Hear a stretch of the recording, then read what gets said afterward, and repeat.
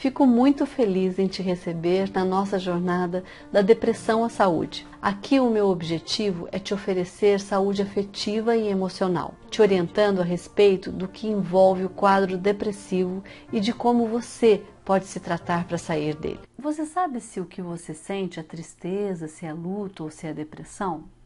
Gente, luto é aquela situação em que você perdeu uma pessoa importante para você, que você ama, você sofre, sente tristeza, precisa de um tempo para superar a perda e com o tempo a intensidade do sofrimento vai passando. Se você não desenvolve um luto patológico, aquilo se acalma e você vai ficando melhor em relação a essa perda.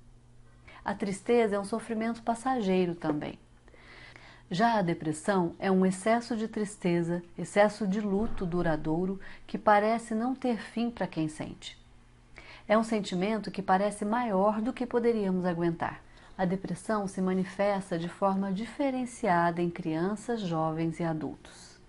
Por exemplo, a depressão infantil existe e está aumentando em todo o mundo. As crianças em depressão têm pensamentos e sentimentos negativos a respeito delas mesmas e da sua realidade, da realidade à sua volta. Pensamentos e sentimentos como: alguma coisa ruim vai acontecer comigo ou com alguém próximo a mim. Ninguém gosta de mim. Não sou importante para quem amo. O que eu faço pouco importa ou não é valorizado. Se eu não existisse, seria melhor para os meus pais. Minha companhia não é agradável. Não deveria ter nascido. Sou um peso para os meus pais. As crianças não têm esses pensamentos e sentimentos elaborados. Elas não verbalizam isso para os seus pais, mas elas mostram, e mostram por meio da depressão. Há fatores genéticos cientificamente comprovados que influenciam o aparecimento da depressão em crianças.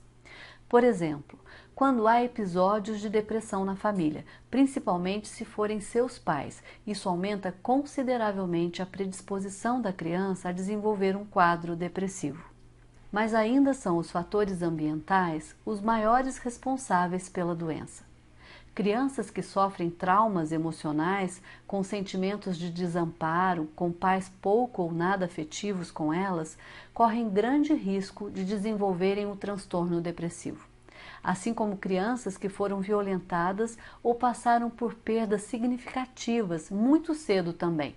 Em relação aos jovens, aos adolescentes, os sintomas da depressão podem ser confundidos com as mudanças naturais que acontecem no comportamento deles nessa idade. Isso pode prejudicar o diagnóstico e atrasar ou comprometer o tratamento. Os sintomas da depressão em jovens e em adolescentes podem ser confundidos com as mudanças naturais que acontecem no comportamento deles nessa idade. Isso pode prejudicar o diagnóstico e atrasar ou comprometer o tratamento. Os sintomas comuns nos jovens depressivos são irritação contínua e exagerada, raiva, agressividade excessiva também, desânimo, tristeza, sentimento de ser rejeitado, sentimento de ser incompreendido em relação aos outros, principalmente as pessoas mais importantes para eles, diminuição do interesse pelas atividades cotidianas, diminuição do apetite, ganho ou perda de peso significativo, agitação ou apatia, dificuldade de concentração, insônia ou excesso de sono, falta de energia e cansaço, conduta perversa, desprezo ou desdém pelos outros, sentimento exagerado de culpa, nas depressões mais graves, inclusive pensamentos suicidas, gente.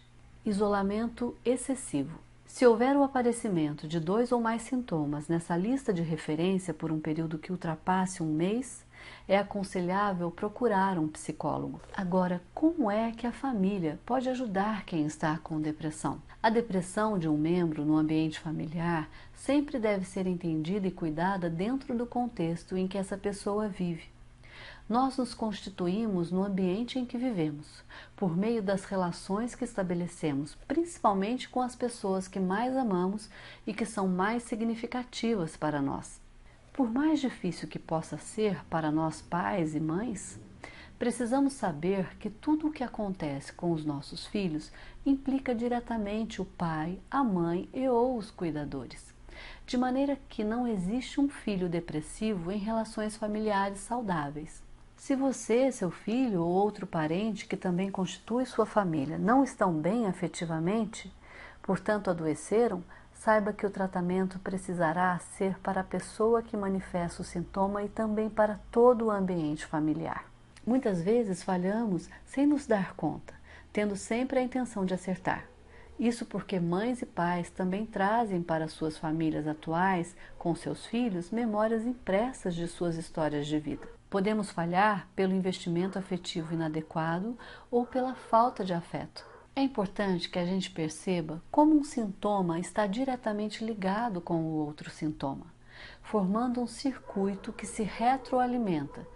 Como a disfunção de um membro da família está diretamente alimentada pelas relações adoecidas dentro do ambiente em que este vive. Gente, vejam como isso acontece. Por exemplo, uma criança que se sente desamparada, desenvolvendo um quadro depressivo, ela se sente assim porque sua mãe, que também é depressiva, a rejeita.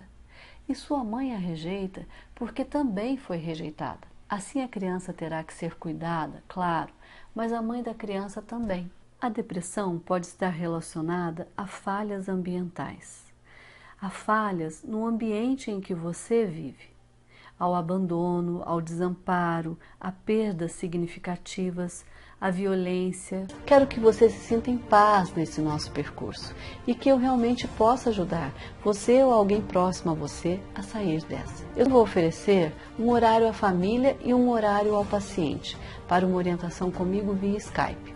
Os atendimentos não se caracterizarão como atendimentos analíticos clínicos, e sim como orientações à família e ao paciente. As orientações serão com um ou dois responsáveis, que poderão ser mãe, pai e ou cuidador, e o próprio paciente, claro. A duração será de 1 hora cada uma delas, a serem agendadas por mim conforme a minha disponibilidade, ok? O dia e horário marcados, acordados, não poderão ser repostos ou remarcados, caso o cuidador responsável ou o paciente não compareça ao encontro no Skype.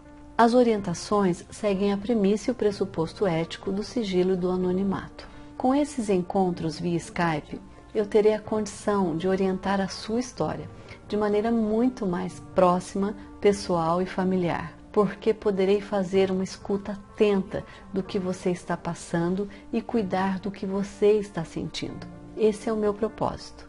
Ficarei feliz em conhecer você e a sua família. Um afetuoso abraço.